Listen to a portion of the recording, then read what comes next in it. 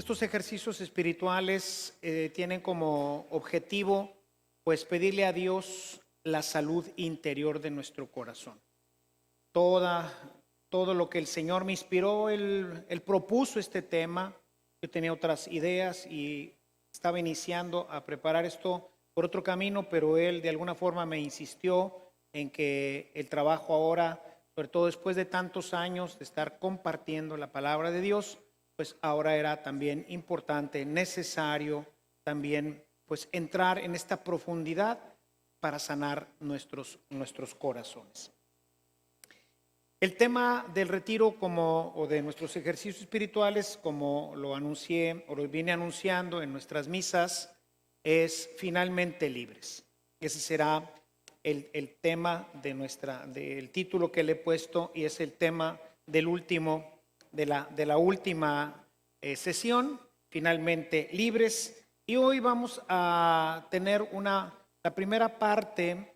Va a ser una introducción, o sea, vamos a ver los diferentes temas. Te voy a esbozar un poquito los diferentes temas que vamos a reflexionar durante los siguientes días, como para tener así un poquito la idea de por dónde viene la reflexión.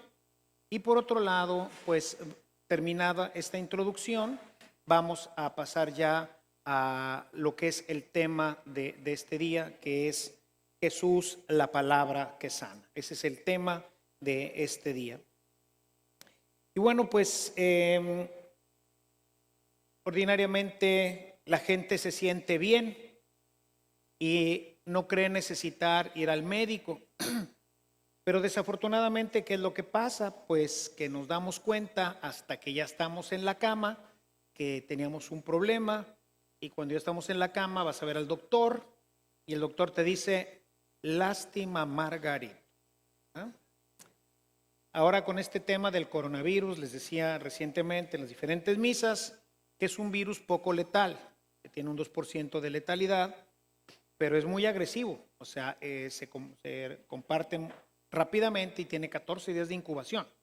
Cuando te das cuenta, ya estás enfermo, ¿verdad? O sea, ya el virus ya afectó tus pulmones y tienes neumonía, una neumonía grave. Entonces, si en ese momento no te hospitalizas y empiezas todo tu proceso, pues a lo mejor sí te mueres.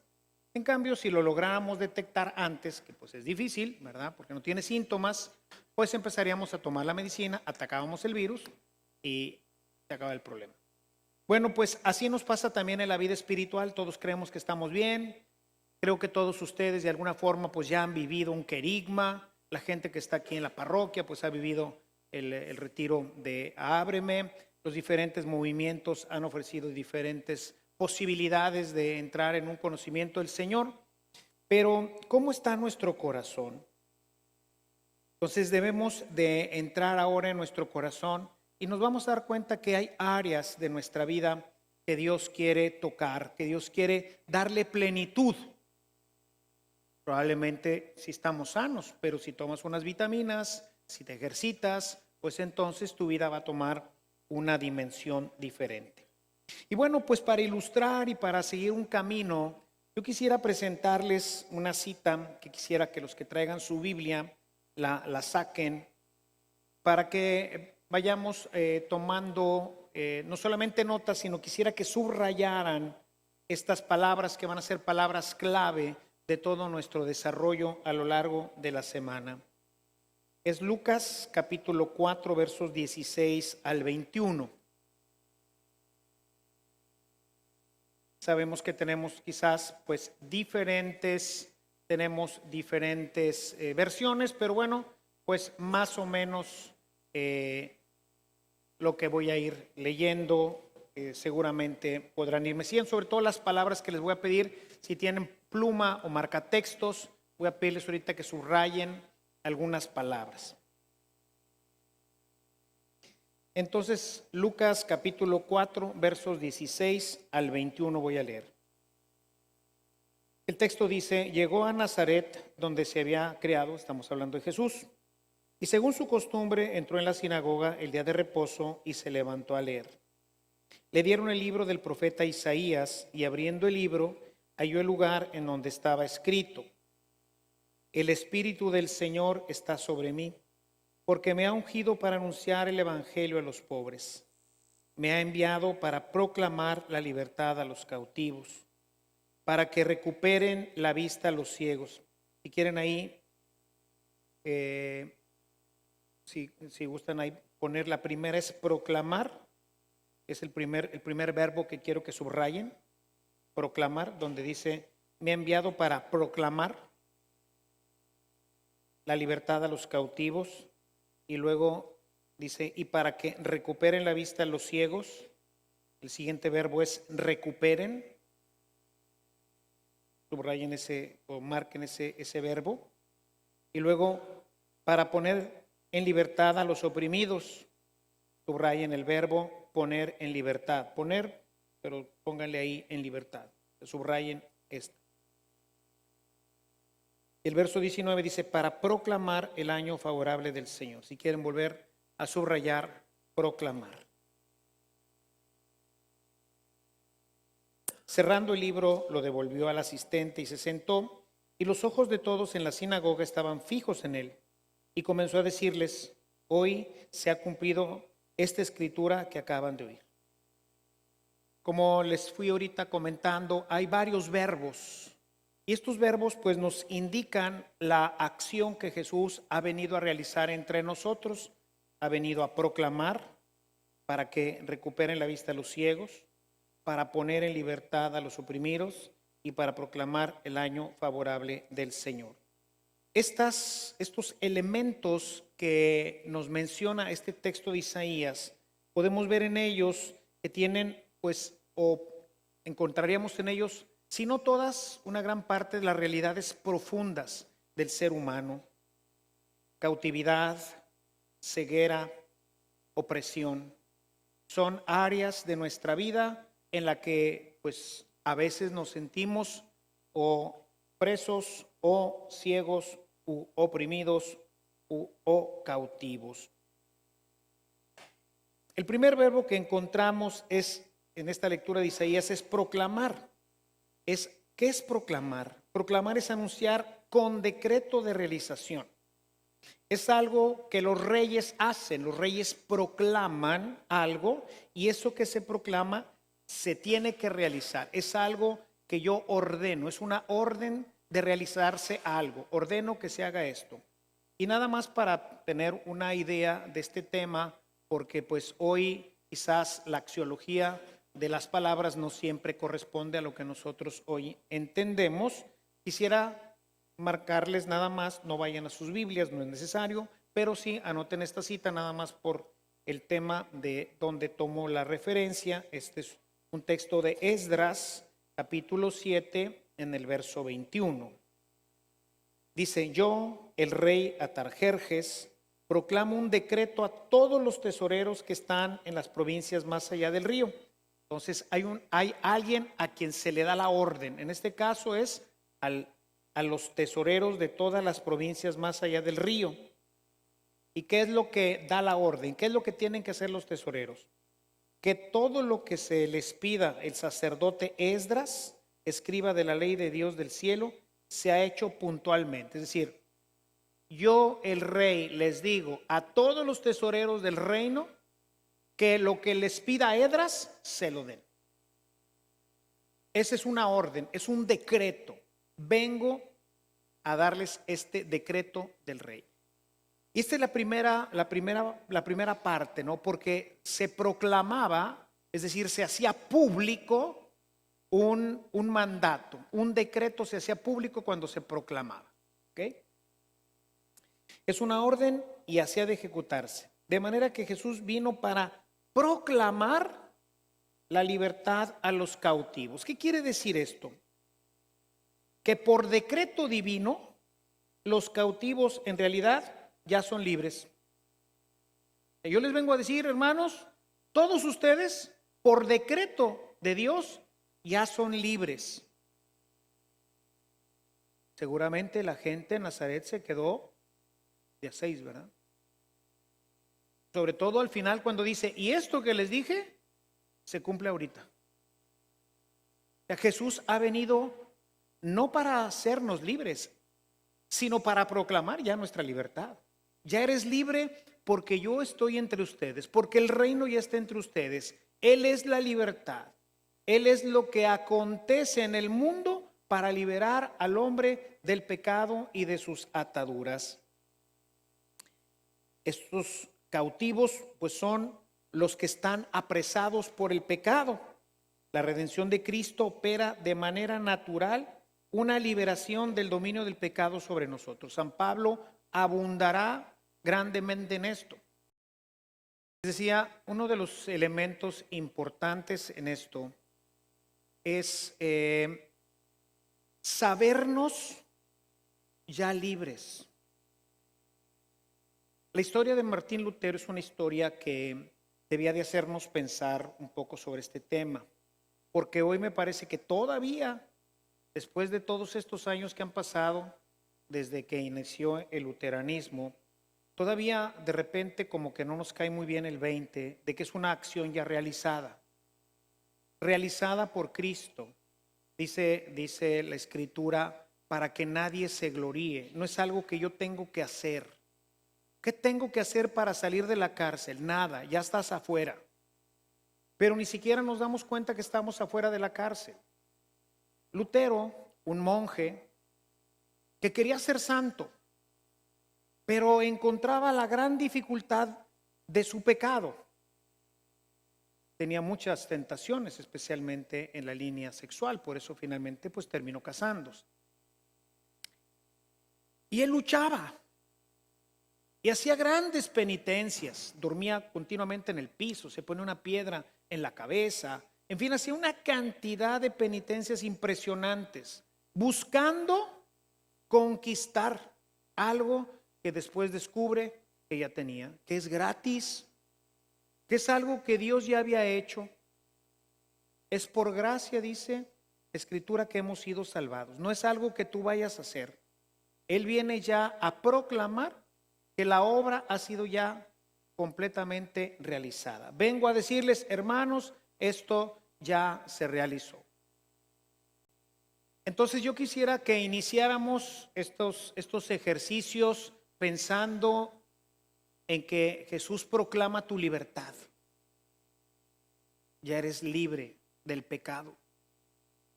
Veremos que hay que ejercitarse en ciertas cosas, pero es algo que ya hizo Él. No es algo que tú tienes que hacer y que tienes que conquistar.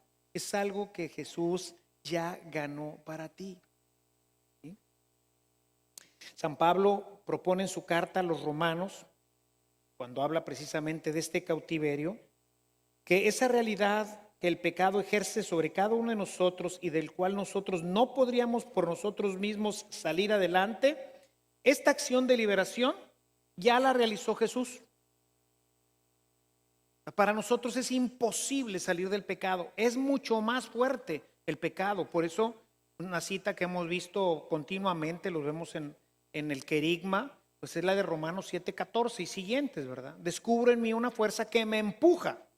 Algunas Biblias traducen que me obliga, que me ejerce una fuerza tal que no lo puedo evitar. Y entonces hago el mal que no quiero y el bien que quiero hacer no lo puedo hacer. Y por eso dice, infeliz de mí, ¿quién me podrá librar de esta carne de pecado? Y entonces, ¿qué dice? Solamente Dios. O sea, la obra no es nuestra, la obra es de Dios. Él ya nos perdonó, Él ya nos liberó, Él ya nos sacó de la oscuridad en la que vivíamos. Somos libres. Este tipo de atadura es la que nos presenta el texto del paralítico llevado entre los cuatro amigos. ¿Recuerdan ustedes? Marcos 2, 1, 12. El paralítico no puede andar, ¿por qué? Porque está atado a la camilla. Y entonces Jesús hace ahí el parangón con el pecado. De la misma manera como este hombre no puede caminar porque tiene una discapacidad, está atado, está incapacitado para caminar, el pecado lo tiene atado, lo tiene encadenado y entonces no puede ser libre. Y entonces cuando Jesús sana al paralítico y le perdona los pecados, como dando a entender que este es precisamente el resultado de la sanidad de los pecados, quedar completamente libres para poder caminar, porque antes no puede caminar, no es libre. El paralítico siempre está sujeto a que alguien lo lleve. Por eso entre 4 amigos lo llevaron con Jesús. Bueno, esta es la libertad que Jesús ha venido a ofrecernos. La primera área de sanidad está relacionado con la libertad, es nuestra área de pecado. O sea, ¿por qué no somos completamente sanos? Lo veremos un poco más adelante. Porque todavía hay pecados que no confesamos. O pecados que confesamos, pero de los cuales no nos arrepentimos verdaderamente. Siempre nos queda el resquicio de, bueno, por ahorita. Y como les he comentado en algunas ocasiones, y entonces viene el demonio y dice, ¿a poco para siempre? ¿Ya nunca más? ¿Nunca más lo vas a hacer?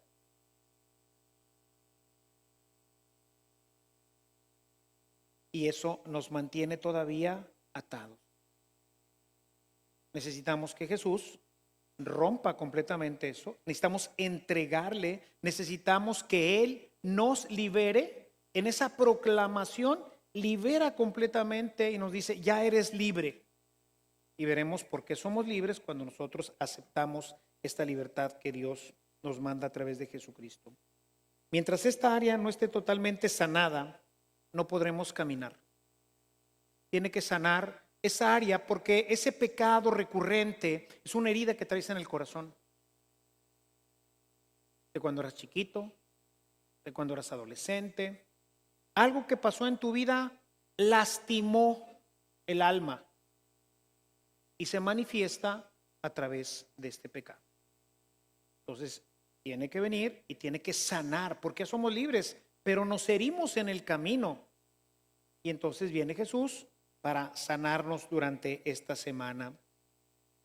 Jesús entonces proclama como ya realizada esta obra que exige de parte de nosotros salir de la mazmorra.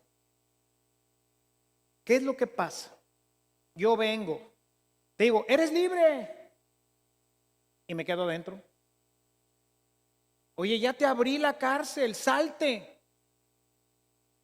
No, porque quiero seguir pecando. Porque no quiero deshacerme de esto que me gusta, que me es placentero. Pero ya está abierta la puerta. Sí, ya sé que está abierta. Pero yo no quiero. ¿Y por qué no quieres?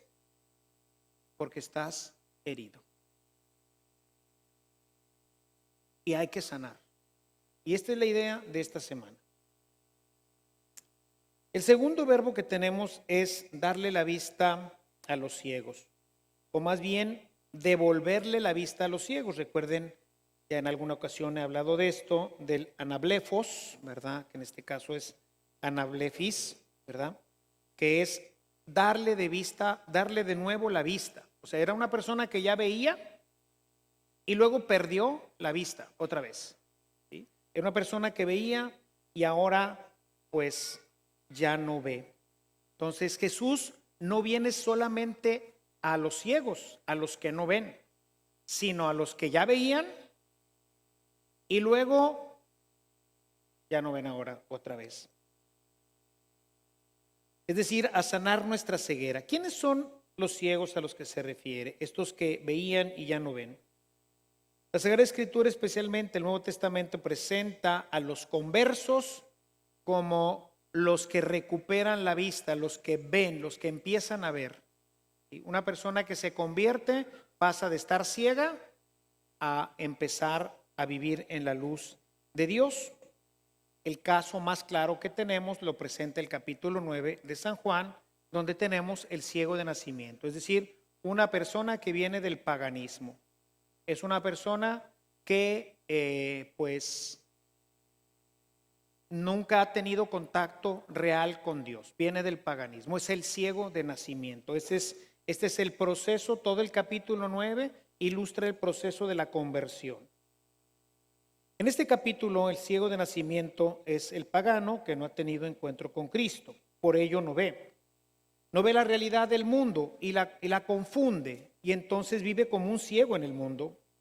Esto queda claro al final del capítulo, en donde los fariseos creen ver, pero Jesús les dice que no es así. ¿Recuerdan ustedes la parte final, por ahí del versículo 54, una cosa así? Llegan los fariseos, se encuentran con Jesús, que está platicando con el que antes era ciego y que ahora ve, y entonces le dice, ¿y entonces nosotros somos ciegos? Y les dice ahí que está tremendo, ¿verdad? Si fueran ciegos, pues no tendrían pecado. Es decir, los paganos que no conocen a Dios, pues no tienen pecado, ¿verdad? Pero como ustedes dicen que ven, como ustedes sí tienen la ley, como ustedes ya se les reveló la verdad y permanecen en la oscuridad, entonces morirán en su pecado. El otro no tiene pecado, pues no lo conoce. Pero tú y yo, ¿sí lo sabemos? Nosotros que sí lo sabemos, en el camino nos herimos y entonces perdemos de nuevo la vista, que era lo que le pasaba al pueblo de Israel. Por eso el verbo que usa en este texto de Isaías es anablefos, o sea, darle de nuevo la vista. ¿Por qué? Porque estamos hablando del pueblo de Dios, estamos hablando del pueblo que ya tiene la ley, es del pueblo en el contexto que viene a misa, que fue bautizado, que vino al catecismo, que ha recibido ya la instrucción cristiana y como quiera tira pa'l monte. No le interesa la vida cristiana, no le interesa la vida de la iglesia, vive como los ciegos, vive de una manera mundana. No es nuevo esto, como ven. Así estaba el pueblo de Dios cuando viene Jesús. Era un pueblo que veía o que debería de ver porque Él les reveló la ley para que vieran, pero aún habiéndoles revelado la luz, ellos ahora se fueron hacia la oscuridad y vivían ahora como ciegos. Dice, bueno, pues he venido para devolverle la vista a los ciegos, a nosotros, hermanos, a los cristianos católicos que sí, hemos vivido procesos, pero quién sabe qué tanta luz haya ya en nuestros corazones. El ciego empieza a ver cuando se lava con el agua viva, con las aguas del enviado. Le dice, ve a lavarte a la piscina del Siloé, el enviado, y a partir de ahí empieza a ver. No voy a profundizar en este momento sobre toda la teología del capítulo 9. Baste con esto para ver que mientras no tenemos un encuentro real con Jesús y nos lavamos en sus aguas, las aguas del Espíritu, seremos como ciegos. Hay mucha gente que está en la iglesia, que vino al catecismo, pero no ha tenido un encuentro real con Jesús, como este ciego. No se ha encontrado con Él, no ha tenido un querigma. Y a lo mejor hemos sido un querigma, pero nos las hemos pasado así un poquito, como dicen, ¿no?, de noche lloviendo, platicando con los demás. No nos clavamos, no abrimos totalmente nuestro corazón para encontrarnos con el Salvador. Y entonces salimos y seguimos siendo más o menos las mismas personas. Todavía no vemos con claridad. El siguiente verbo es poner en libertad a los oprimidos. Como ven, se los decía al principio, esto es solamente así como abuelo de pájaro, un poquito por dónde va este asunto, para que pues podamos ir viendo que Dios verdaderamente tiene un proyecto de misericordia y de libertad para nosotros. Entonces el siguiente verbo es poner en libertad a los oprimidos. Esto, como podemos ver, implica una acción personal de Cristo sobre una acción que ejerce una fuerza externa al hombre, que es pues el que los oprime. Él es el que oprime y lo mantiene así. No me deja moverme, ¿sí? Estoy oprimido. Esta es la acción liberadora de Cristo que tiene que ver con la obra de Satanás, que es conocida como exorcismo. Es también conocida como acción extraordinaria del demonio, la opresión. Nos viene a oprimir el demonio. Esto es lo que realiza Jesús con todos aquellos que tenían un problema de posesión o de disturbio causado directamente por el demonio. Esta cita aclara perfectamente que viene a liberar a los que están oprimidos y viene a liberar a los que están cautivos. ¿Sí? Cautivos del pecado, les abrieron la puerta y viene a proclamar, si se fijan que es diferente. A uno viene a ponerlos en libertad, o sea, él tiene que hacer algo, ¿sí? Los va a exorcizar, tiene que hacer algo. Si él no lo hace, ellos van a seguir atornillados. En el otro no, viene a proclamar la libertad, decir, hermanos, ya les abrí la puerta, sálganse, ya están libres. ¿De qué? Del pecado. ¿Por qué? Porque para eso morí, para liberarlos. Sálganse de la mazmorra por el amor de Dios, ya son libres del pecado. No, quiero seguir aquí. Viene a proclamártelo y hay que hacerlo, es algo que se ejecuta o que se debe de ejecutar, mientras que esto nos habla, uno es la acción ordinaria del demonio, ¿sí? Convencernos de que te quedes ahí adentro, ¿sí? Él va a buscar decirte, pues yo no la veo, yo no la había abierto la puerta, pero es que dice Jesús, no es cierto, está cerrada, quédate aquí, está todo dar, es más te voy a prender una velita. Acción ordinaria del demonio. Ahí pues, ¿qué quieres que haga Dios? La obra es tuya. Yo ya te abrí la puerta, es una acción que él hizo hace muchos años. En la acción extraordinaria, ahí no. ¿Sí? Él va a poner en libertad a los oprimidos. Es la acción extraordinaria que llamamos exorcismo, ¿no?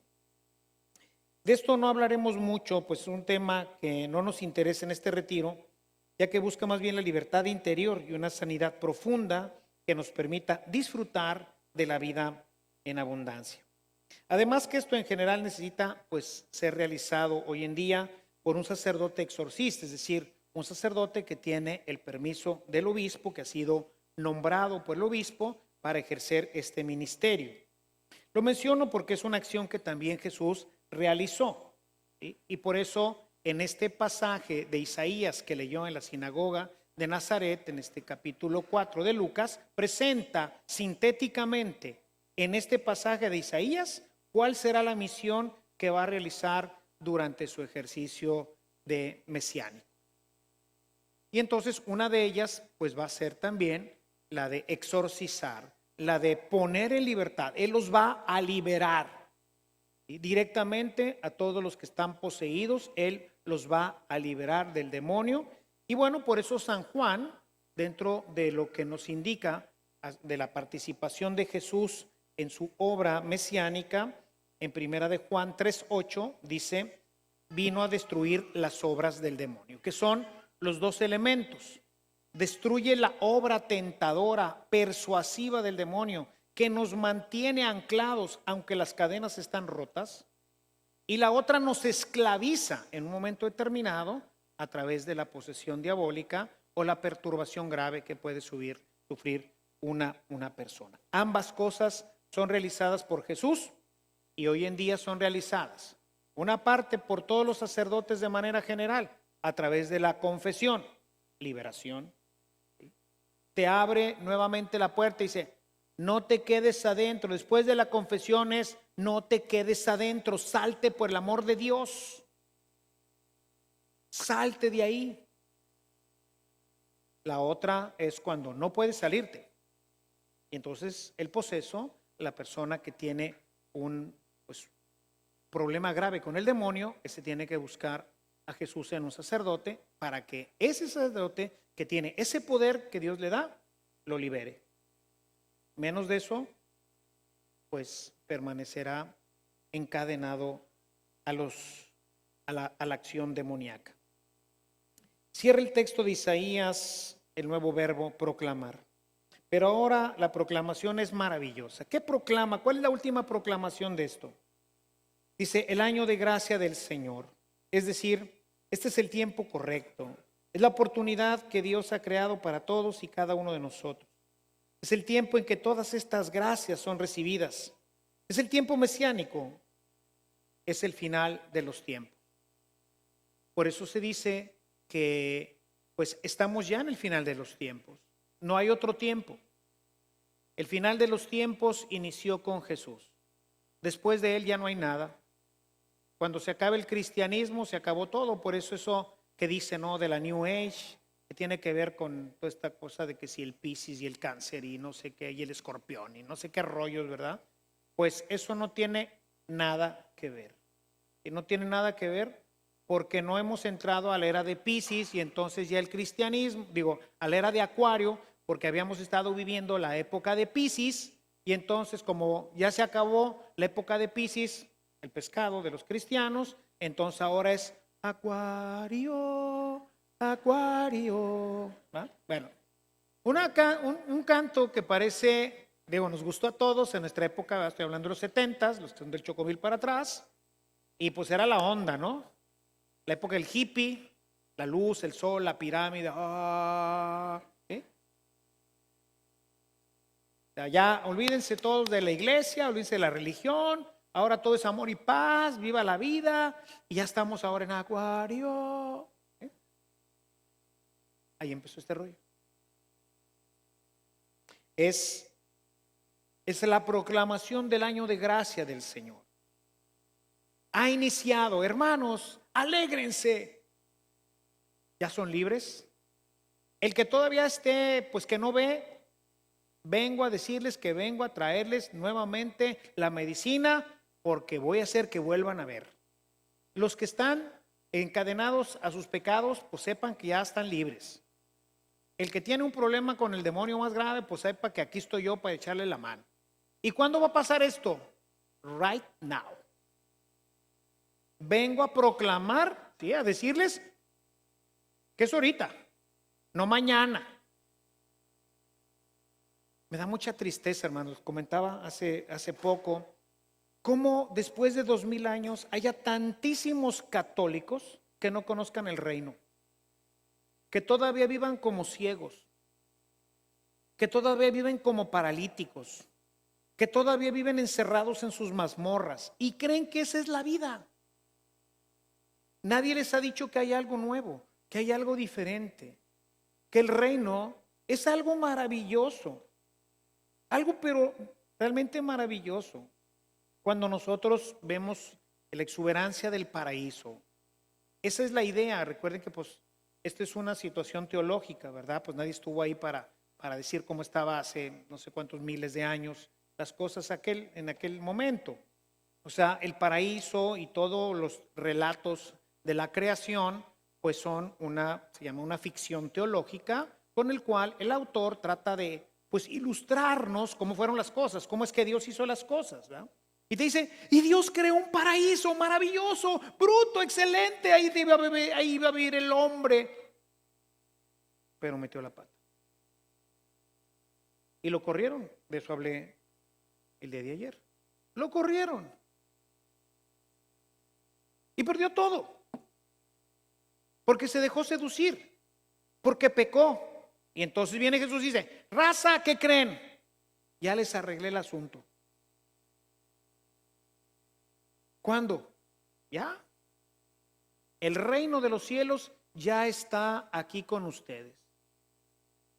En uno de los exorcismos que hace Jesús dice, y si tengo poder sobre los demonios, eso quiere decir que el reino de los cielos ya está entre ustedes. ¿Por qué no lo vives? ¿Por qué quieres seguir viviendo en la mazmorra? ¿Por qué quieres seguir atado a una camilla?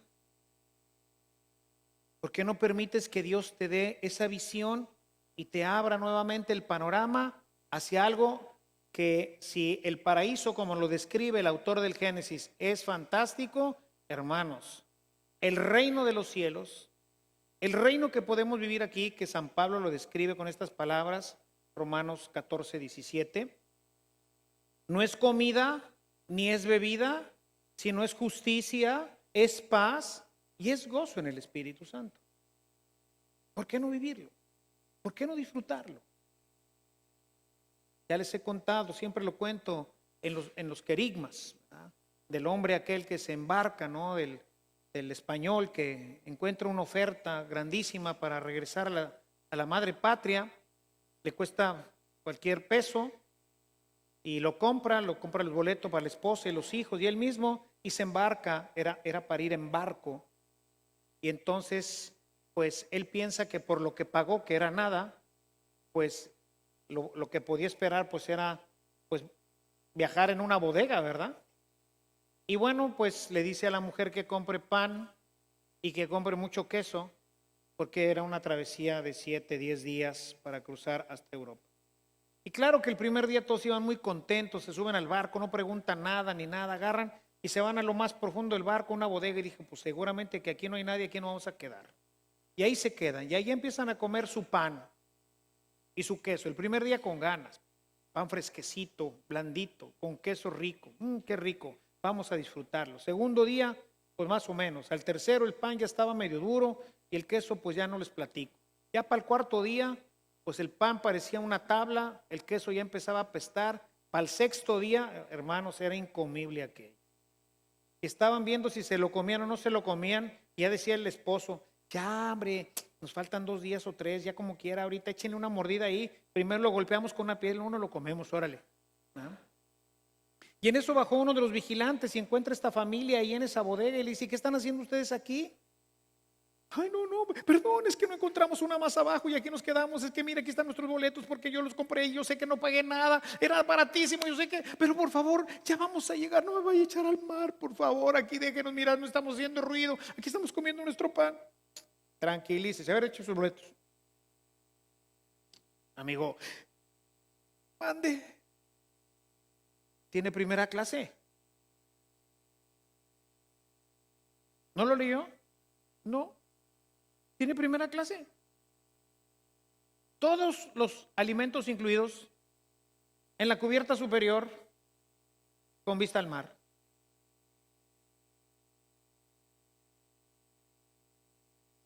Se pasaron 6, 7 días comiendo pan duro y queso rancio cuando tenían un boleto de primera clase. Y es triste que esto le pasa hoy a tantísimos cristianos. Jesús pagó por esto. Jesús nos compró un boleto de primera clase y nosotros vivimos el traslado hasta el paraíso. Digo, como quiera vamos a llegar. Pero qué pena que te pasaste toda la vida en una bodega comiendo pan duro y queso rancio cuando tenías un boleto de primera clase. Este es el tiempo mesiánico, hermanos. Hemos llegado al cumplimiento definitivo de la promesa.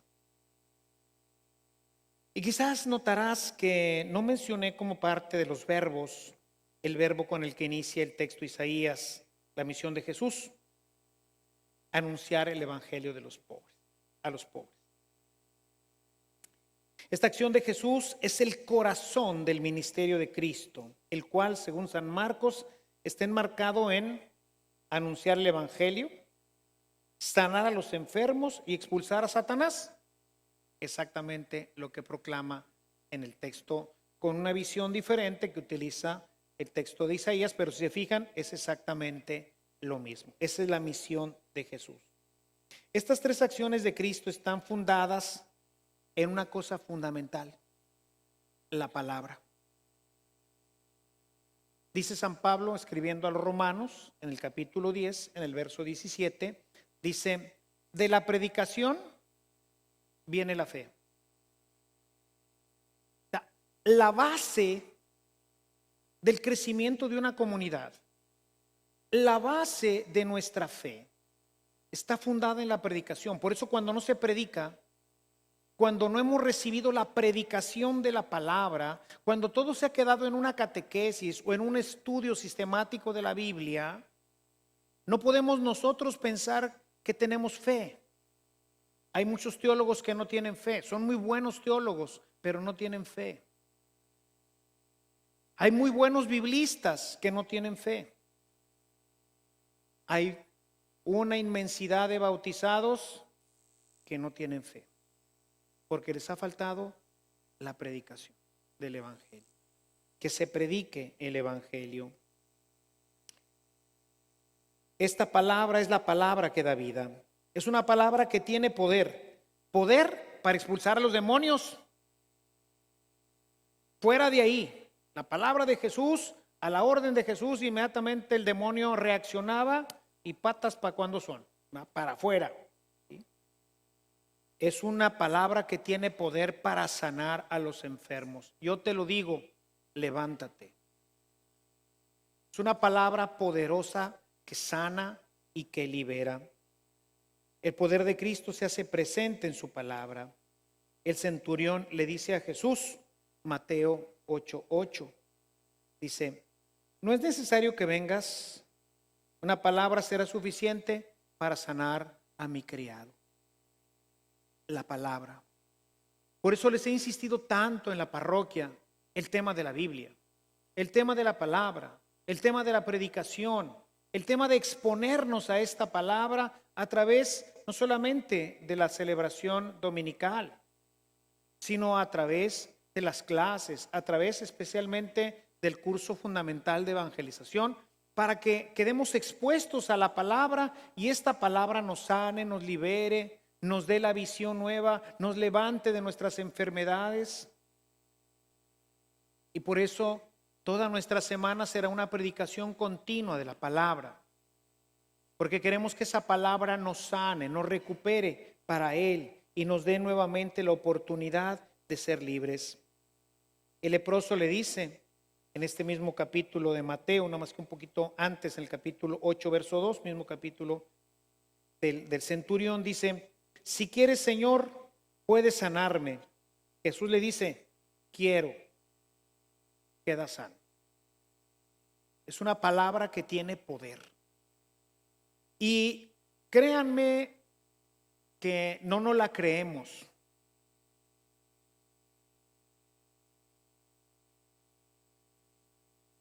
Yo me acuerdo de mis primeras misas. Esto es mi cuerpo, Carlitos. ¿Y será? Tengo en mis manos ya el cuerpo de Cristo. Sigo viendo la misma hostia, pero estoy utilizando las palabras que Jesús hizo. Partió el pan y les dijo, esto es mi cuerpo. Y esto es lo que yo digo. Es una palabra que tiene poder, porque se me ha concedido a mí ese poder del alter Christus para poder decir de la misma forma y en el mismo sentido y con la misma intención las palabras que Jesús dijo en la última cena, y ese pan que se comieron los apóstoles era el cuerpo de Cristo mismo que hoy comemos todos. ¿Por qué? Porque el alter Christus, que soy yo y cualquier sacerdote, por medio de la palabra transforma un pan y lo convierte en el cuerpo de Cristo. Y a veces no nos la creemos. A veces no nos la creemos. Necesitamos creer en esto. Mucha gente me pide, hace poquito vino un señor a decirme, padre, es que quiero que vaya a orar por mi esposa. Digo, pues, vive bien lejos. Le dije, pues dígale al párroco que le dé la unción. Dice, no, yo quiero que vaya usted.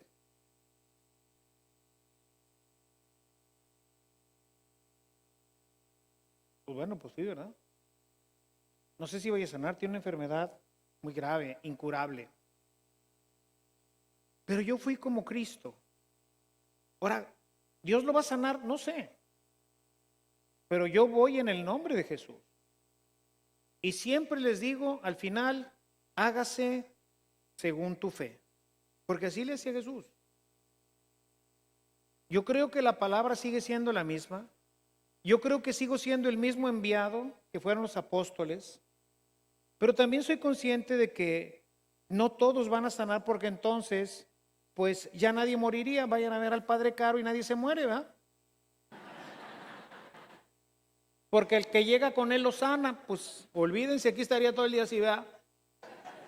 Pues no, o sea, no es así, ni tampoco creo que Jesús haya hecho así esto, ¿no? O sea, lo que nos muestran los evangelios es precisamente esa acción poderosa de su palabra que muestra su ser mesiánico y su realidad divina. Tiene poder. Y cuando estoy en los exorcismos, hace poquito me tocó un caso, bueno, ahorita todavía lo estamos viendo, un caso muy tremendo, ¿no? Y hacía tiempo que no hacía esto, pero en ese momento la persona se puso sumamente agresiva y entre 4 personas no lo podían detener. Entonces agarré el crucifijo, pero ahora sí, con enjundia, ¿ah? Y creyendo que la palabra de Dios tiene poder. Es que nos acostumbramos, les he dicho, nos acostumbramos a los sacramentos, nos acostumbramos a nuestros ministerios, ¿no? Y entonces agarré porque dije, si este no se para, quién sabe en qué termina este cuento, porque no estaban ya pudiendo con él entre los 4. Y que me paro delante de él, siempre como que, no es que uno sea sacatón, ¿verdad? Pero pues, si le pegan al exorcista, luego ¿quién lo exorciza, verdad? Pues entonces yo acá como que, un poquito en la retaguardia, como el general, viendo a ver qué pasa. No, agarré mi crucifijo y me le puse delante de él y le dije, en el nombre de Jesús te ordeno que te detengas. Hagan de cuenta que se quedó como momia. Un tipo que no podían entre 4, se quedó paralizado. En la posición en la que estaba, se quedó paralizado. ¿Dejó de luchar? Le ordené, siéntate. Pum, se sentó. La palabra, con poder. Cuando te la crees, cuando crees que verdaderamente eres el que está hablando en el nombre de Cristo. Y como Cristo les decía, obedece. No se ha ido todavía el maldito, ¿eh? Todavía está ahí. Pero obedece. Ya vamos muy, muy avanzados. Yo creo que estamos casi al final de este caso. Ha sido un caso difícil, muy, muy difícil. Pero dije, no, si no estoy, va a despedazar a estos amigos. Dije, pues ahora sí, me le puse adelante. ¡Pau! Se quedó así nomás, peló los ojos y luego se echó para atrás. Se quedó en trance. Siéntate. Pum, se sentó y continuamos el exorcismo. La palabra tiene autoridad y tiene poder. La palabra de Dios. Poder para detener las tormentas, para erradicar a los demonios y para darle salud a los enfermos. La palabra de Jesús siempre tiene algo para nosotros que reconforta, que sana, que limpia, que da vida. Es la palabra de vida. Quizás ustedes hayan oído hablar de la logoterapia.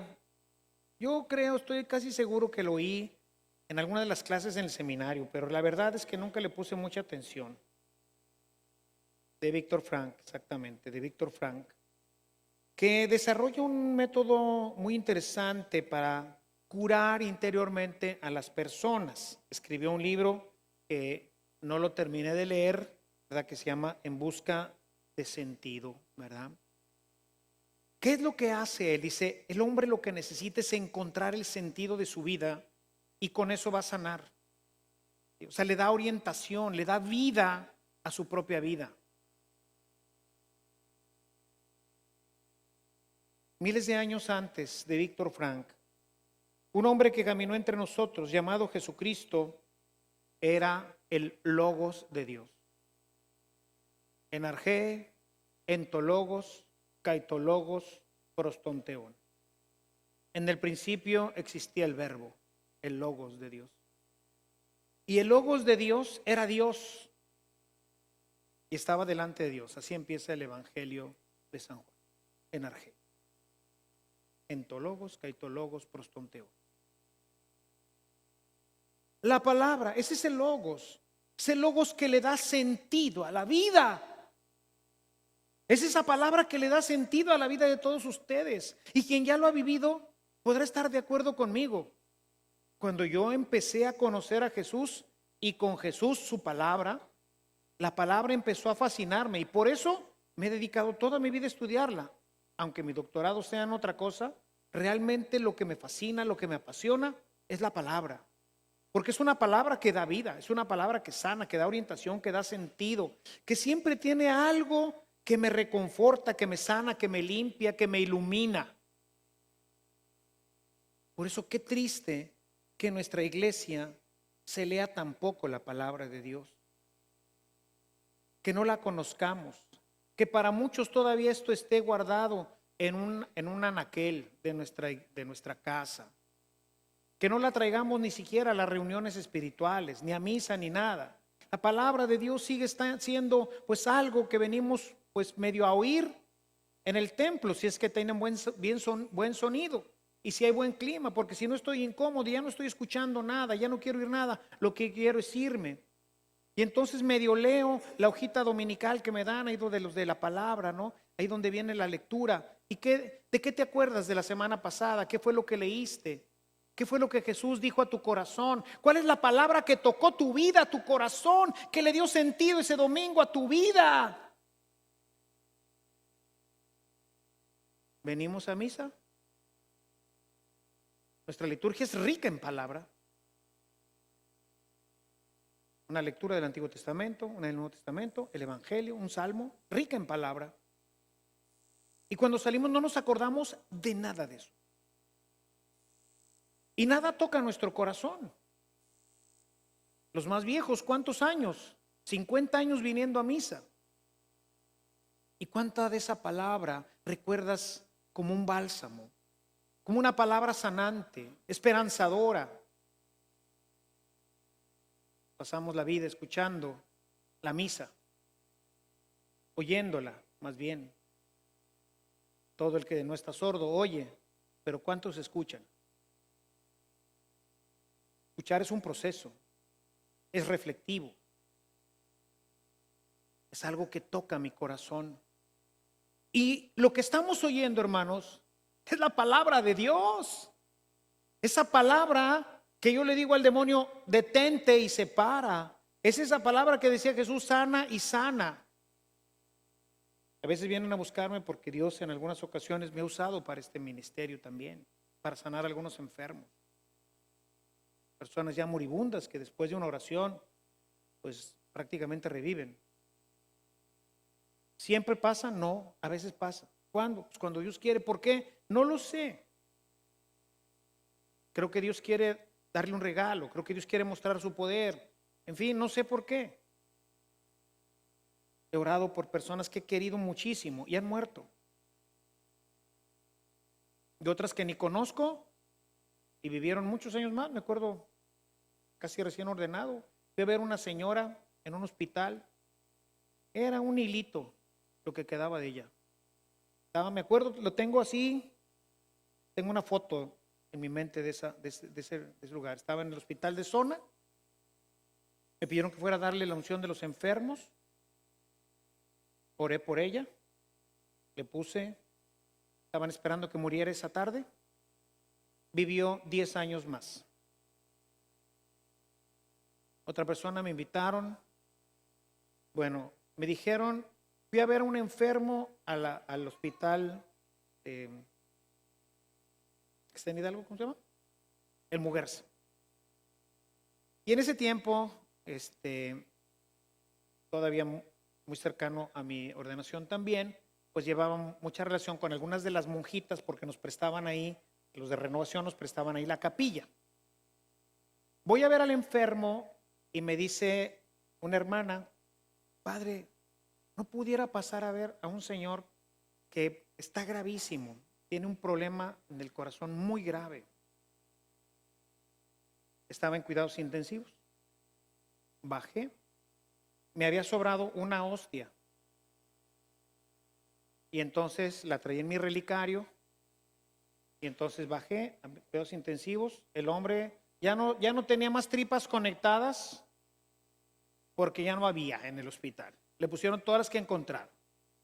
Cables por todos lados, tripas, etcétera, monitores, bip, bip, bip, luces por todos lados. Estaba inconsciente, estaba en coma, no sé en qué estaría, pero estaba inconsciente completamente, ¿no? Tomé el relicario y se lo puse en el pecho, estaba desnudo, bueno, nada más ya ven cómo los ponen, ¿verdad? Con su batita. Le puse y le dije, Señor, tú eres el mismo de ayer, de hoy y de siempre. Tú puedes sanar a este hombre si tú quieres. Y me fui. Todavía está vivo. Todavía está vivo este hombre. Una palabra viva, real. Real. Tiene poder. Es la misma. Es el mismo que predicó en Nazaret. Es el mismo que expulsó a los demonios. Es el mismo que le dijo al ciego que se pare. Digo, que vea. Y al paralítico que se pare. Y al leproso que se le quite la lepra. Es el mismo. Es la misma palabra. Si quiero, sana. A veces no quiere. Pues no sanas, ¿verdad? Pero su palabra sigue siendo la misma. Una palabra poderosa. Esa logoterapia de Víctor Frank la tenemos en nuestras Biblias, hermano. Ahí está la logoterapia. Es a través de la palabra encontrar sentido a nuestra vida y darnos cuenta de que vale la pena vivir, de que vale la pena sufrir. Jesús viene a hacernos una nueva propuesta. Él es el Logos, Él es la respuesta, Él es el que le da sentido a nuestra vida. No quiere nada más que tú abras tu Biblia, que te dejes tocar por su palabra para que sanes completamente. Todo lo que realizó, por eso quise dejarla hasta el final para hablar del tema de hoy, después de esta introducción, hablar de la palabra, porque es lo primero con lo que empieza el texto de Isaías. Todo lo demás que va a realizar no lo podría haber hecho si no fuera porque predicaba. Y en su predicación sanaba. Recordarán la mujer que tenía el flujo de sangre. ¿Cuánta gente simplemente por oírla, por escucharla, cambió su vida? El cristiano que ha sido tocado por la palabra de Jesús es liberado de la ley y encuentra sentido en el amor que procede del interior de su corazón. La palabra de Dios lo guía y lo orienta hacia una nueva relación con los demás y consigo mismo. Decía San Agustín, Señor, que me conozca, Señor, que te conozca. La palabra de Dios nos revela quiénes somos, pero también nos revela quiénes son los que viven junto a mí. La palabra de Dios viene a revelarme quién es Dios. Y entonces eso le empieza a dar sentido a todo. ¿Qué es esto? ¿Quién es esta persona que está junto a mí? Qué valiosa es mi esposa, mis hijos, mis padres. Qué hermosa es esta creación. Qué hermoso soy yo. Cuánto valgo para Dios. Bastaría con recordar las palabras de Jeremías o de Isaías. Eres hermoso a mis ojos. He pagado por ti.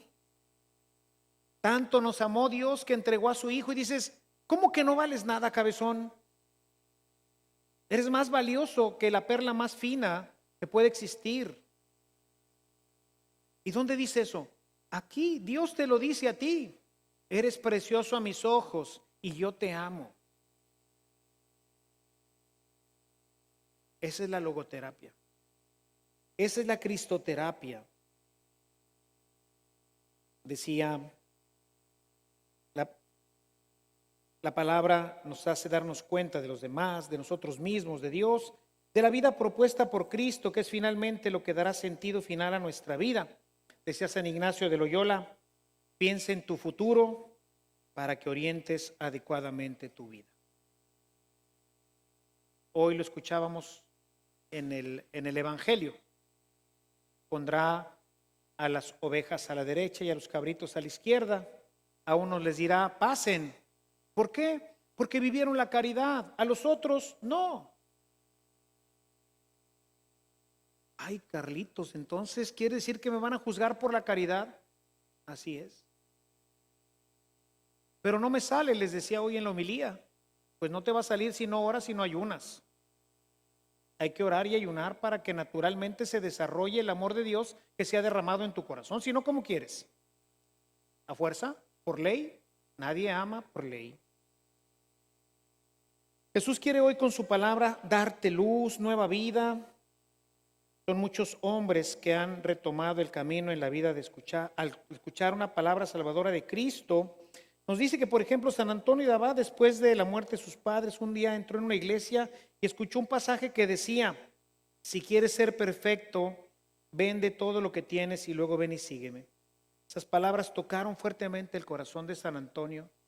Vendió todo y se convirtió en un monje. ¡Pum! Una palabra que golpeó su corazón. San Agustín en Milán. Escucha esta palabra. ¿De qué le sirve al hombre ganar todo el mundo si se pierde a sí mismo? Un hombre que había buscado por todas las filosofías encontrar razón a su vida. Y un día entrando a la iglesia de Milán, un santo predicador, San Ambrosio, en ese momento está predicando esta palabra y ¡fuego! ¡Pum! Lo tira y se abre su cabeza y dice: ¡ah! ¡ah! Por eso escribe: tarde te amé. Hermosura tan nueva y tan antigua. Una palabra, un pequeño versículo que le cambió la vida a estos hombres completamente. ¿Podrías recordar qué palabra ha dado sentido a tu vida? ¿Por qué estás aquí? ¿Cuál es la palabra de Jesús que ha orientado tu vida? ¿Qué le da fuerza? La palabra de Jesús sigue siendo viva y eficaz. Nos orienta hacia el amor, hacia Él, hacia los demás. Desde ahí todo toma sentido y nos conduce a través del Espíritu. Y esto es lo que significa realmente convertirse. Que la palabra de Dios te toque.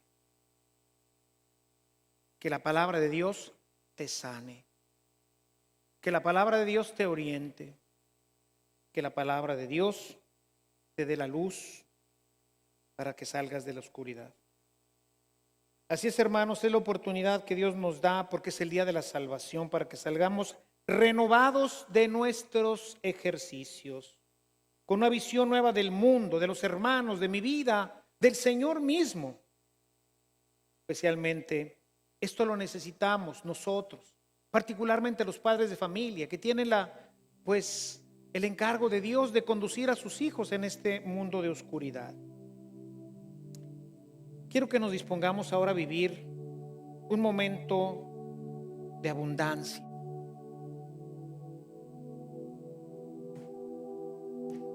Aquí está Jesús, la palabra que da vida. Hemos escuchado su palabra hoy. Y hace tiempo, cuando empezaste a seguir a Jesús, quizás ya ha pasado mucho tiempo, Él te interpeló y te preguntó: ¿por qué me sigues? ¿Qué quieres que haga por ti? ¿Estás dispuesto a beber mi cáliz? No sé qué te haya dicho Jesús, o quizás todavía no te dice nada. A lo mejor todavía la palabra, así como lo escuchábamos ahorita, este logos que da vida, todavía no toca tu vida. Y no tienes una palabra que motiva, que transforma tu vida. Y entonces, por eso vienes a misa y ya esperas que se acabe. O vas a los ejercicios, o vas a un retiro y estás simplemente ahí. Pero todavía esa palabra no ha hecho nido en tu corazón, porque no ha habido esa frase, esa palabra.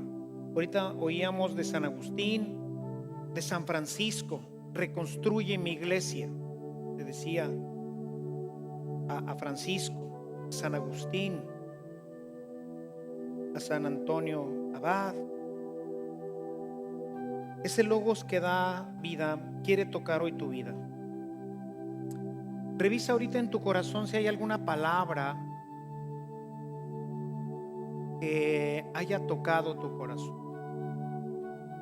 Quieres cerrar tus ojos y trata de recordar si hay alguna palabra algún versículo, algo que fue esa chispa que encendió tu vida. Después de esa palabra, toda tu visión del mundo, de Dios, de la iglesia, de tu familia, cambió. Es una palabra, es un versículo, es algo que acontece y que de repente toca mi vida. Si no la tienes o no la recuerdas, pues yo quiero que tomes este tiempo para pedirle a Dios esa palabra que va a sanar tu vida, esa palabra que va a darle luz y a quitar toda sombra y oscuridad de tu corazón.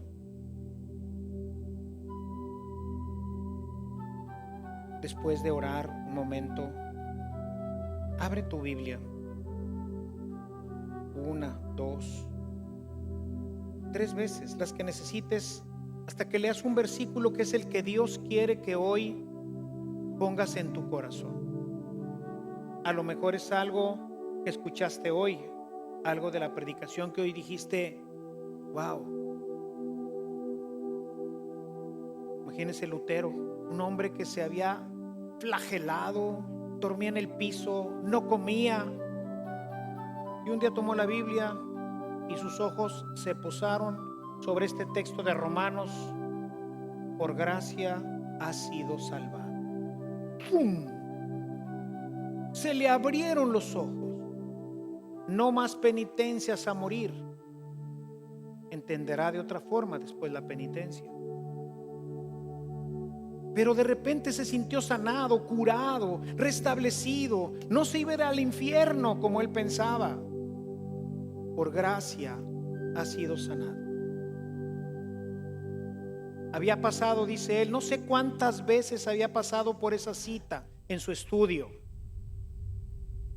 Pero ese día Dios le iluminó. Y esa palabra cambió la vida de Martín Lutero. Otros de San Agustín, otros de San Antonio Abad, y así de todos los que hemos pasado por estas etapas. Hay una palabra que toca, que empuja, que transforma. En mi caso, es una palabra de Isaías: ¿a quién enviaré? Cuando yo me resistía a ser sacerdote,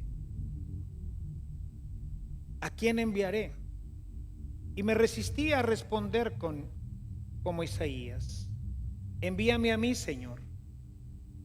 No quería que me enviaran, pero es algo que tengo grabado en mi mente y en mi corazón. Y continuamente vienen a mi vida cuando empiezo a perder fuerza y empiezo a perder sentido de qué hago como sacerdote y a qué sirve mi vida. Cuando estoy cansado, entonces siempre viene a mí esa palabra y me dice: ¿a quién enviaré? Pues envíame a mí, Señor. Envíame a mí. Aquí estoy. Yo iré. ¿Cuál es tu palabra? ¿Qué es lo que Dios tiene hoy para ti? Pídesela. Aquí está.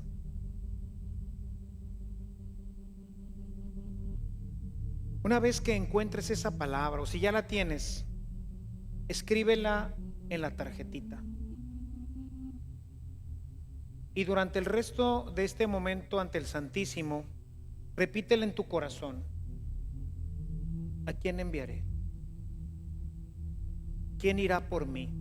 Dice el texto completo de Isaías. ¿Quién irá por mí? Eso es lo que yo tendría que apuntar. Y que nunca se me olvide, porque de repente tendemos a olvidarla. Yo creo que San Agustín nunca olvidó aquella frase de San Ambrosio, de la palabra de Dios, que le dijo: ¿de qué le sirve al hombre ganar todo el mundo si se pierde a sí mismo? ¡Pau! Se acabó para él el mundo. Ahí estaba todo. San Antonio: vende todo, dalo a los pobres y luego ven y sígueme. Y primero vendió una parte y se quedó con una parte. Finalmente le encargó a unas religiosas, a unas buenas señoras que cuidaran a su hermana, y terminó de vender todo y se quedó sin nada y se fue. Véndelo todo, todo. De buenas que no me la dijo a mí. Pero a ti, ¿qué te dijo? ¿Qué te dice el Señor? ¿Cuál es la frase? ¿Cuál es el versículo? Los dejo con el Señor, no los interrumpo más. Dentro de un momento cerraremos nuestra dinámica, retirando el Santísimo, y tendremos ya una palabra que sana, una palabra que vivifica, una palabra que transforma, una palabra que de aquí en adelante seguramente dará orientación y sentido a tu vida.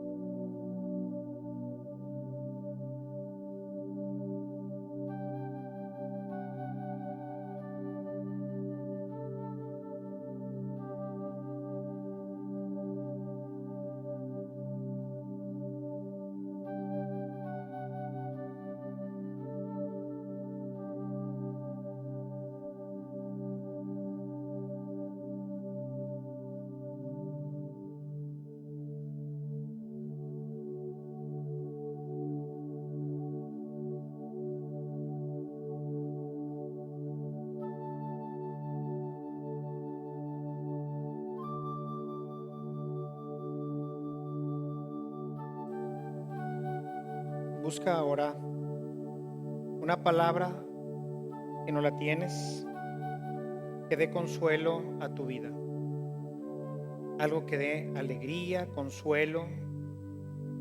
Siempre hay una palabra que cuando estás triste te da esperanza, cuando estás desanimado te reconforta. Una de las palabras más importantes para mí en este sentido es la que puse en mi ordenación: sé en quién he puesto mi confianza, dice Pablo en su carta a los tesalonicenses.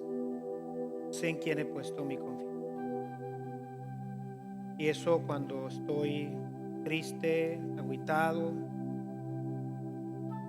esa palabra viene: sé en quién he puesto mi confianza. ¿Cuál es la tuya?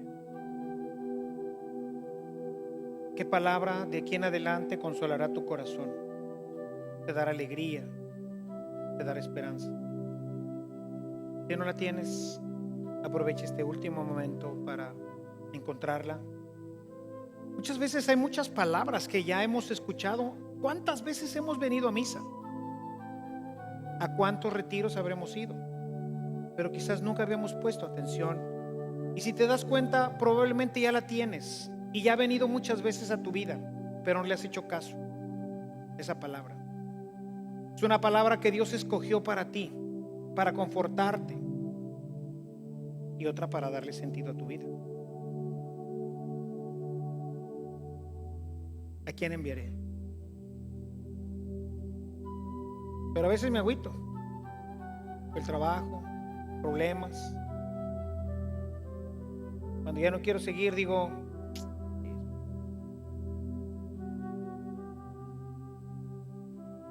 sé en quién he puesto mi confianza. Y dice Sábalo: y sé que es poderoso para llevar hasta el final lo que le entrega. Busca en este último momento en tus recuerdos. Deja que Dios grite nuevamente. Piensa en un momento difícil de tu vida, en un momento en que has necesitado consolación. A lo mejor ahorita estás muy padre, muy bien, no necesitas ser consolado, no necesitas ser animado. Pero quizás en otro momento has estado y estoy seguro que Dios te la mandó, pero ni cuenta te diste, no la oíste. Escúchala ahorita. Escucha a Dios con esa palabra que quiere sanarte, que quiere darle sentido, fuerza, alegría a tu vida. Escucha tu corazón. Vamos a dejar en silencio este momento para escuchar a Dios musitar esa palabra en el corazón de cada uno de nosotros.